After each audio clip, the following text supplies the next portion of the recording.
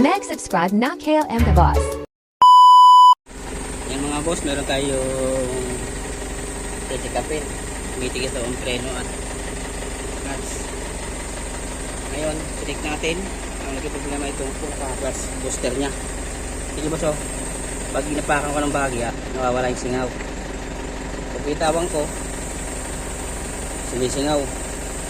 Hindi naman po pwedeng lagi ka nakababad sa clutch, sa pedal. Mauubos agad ang ating clutch lining.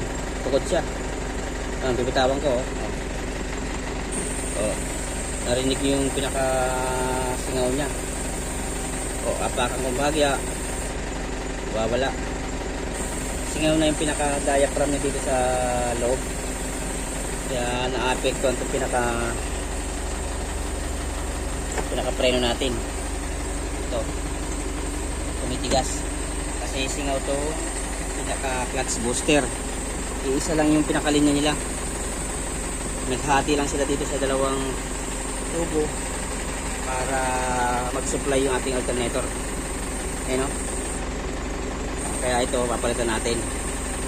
Pagpalit lang ito mga boss, tatanggalin na itong dalawang 12 kaya 4 na tornilyo. Kaya nang tukutin niya yung 4 na 12 dito sa loob. Andiyan, yung 4 na 12 na yan. Yan. Saka yung hose. Yung hose na yun, oh. Andiyan yung pinaka-hose niya sa pinalig. Yan. Yan yung pinaka-ano natin. Kaya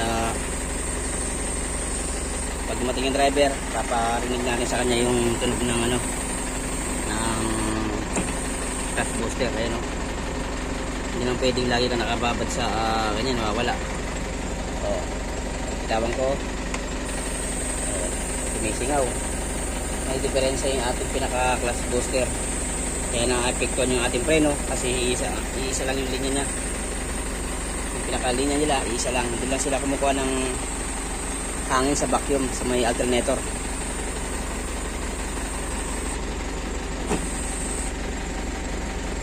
Yan, oh. Kaya singaw.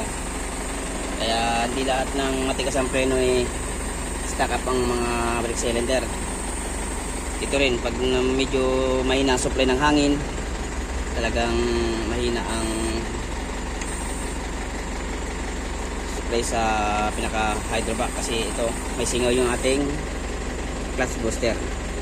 Papakita natin sa driver yan namaya. Yun lang mga boss, nakatulong yung ating maikling video.